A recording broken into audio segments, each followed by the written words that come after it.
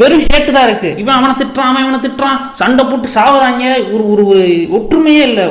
பலவிதமான ரோஸ்ட் வந்துட்டு இருக்கு. இது எல்லாத்தையுமே பார்த்த இவங்க ஃபேன்ஸ் என் தலைவருக்கு ஆதரவா ஒருத்தர் வீடியோ போட மாட்டானா, அவர் பாவம் இல்லையா, ஏன் அவர் இந்த அளவுக்கு டிப்ரெஷனுக்கு கொண்டு போறீங்க அப்படின்னு கேட்குறாங்க.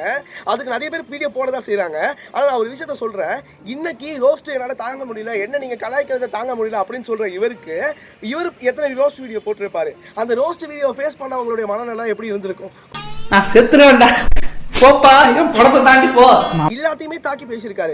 ஆனா அவங்க எல்லாருமே இந்த மாதிரி யோசிச்சிருக்க மாட்டாங்களா, நான் சூசைட் பண்ணிக்கிறேன்ப்பா, என் வாழ்க்கையில வந்து இந்த அளவுக்குலாம் ரோஸ்ட் பார்த்தது இல்லை அப்படின்னு சொல்லிட்டு யாருமே யோசிச்சிருக்க மாட்டாங்களா? இந்த ரோஸ்ட் அப்படின்ற கண்டென்ட் வந்து ஒரு மிகப்பெரிய ஆபத்தான ஒரு விஷயம். தயவு செஞ்சு அதை புரிஞ்சுக்கங்க, அதை கரெக்டாக ஹேண்டில் பண்ணி அதை கொண்டு போகணும் அப்படின்றது தான் இந்த நான் சொல்ல வருது. என்ன அப்படின்னா வந்து ஒரு ரோஸ்ட் அப்படின்றது கலாய்க்கிறது தான், அது ஃபன்னான விஷயம் தான். ஆனால் அது ஃபன் வரைக்கும் இருந்தால் ஓகே. அது ஒரு சென்சேஷனலான விஷயமா, ஒரு தவறான விஷயமா மாறுது அப்படின்னா அதை எப்படி பக்குவமாக ஹேண்டில் பண்ணணுமோ அந்த மாதிரி தான் ஹேண்டில் பண்ணணும். அதை தாண்டி இந்த ஒருமையில பேசுறது, பாடி ஷேம் பண்றது, இது எல்லாமே ஒரு தவறான விஷயத்தை நம்ம வேற ஒருத்தங்களுக்கு சொல்லி கொடுக்குற மாதிரி தான். இப்போ பர்டிகுலர் அந்த யூடியூபரோட வீடியோவை எத்தனை பேர் பார்த்துருப்பாங்க?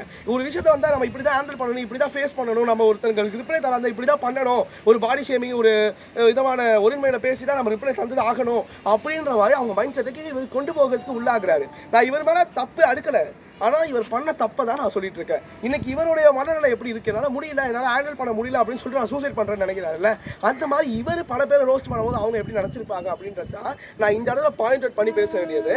ஸோ அதை புரிஞ்சு ரியலைஸ் பண்ணணும் அப்படின்றது தான் என்னுடைய ஒரு முக்கியமானது.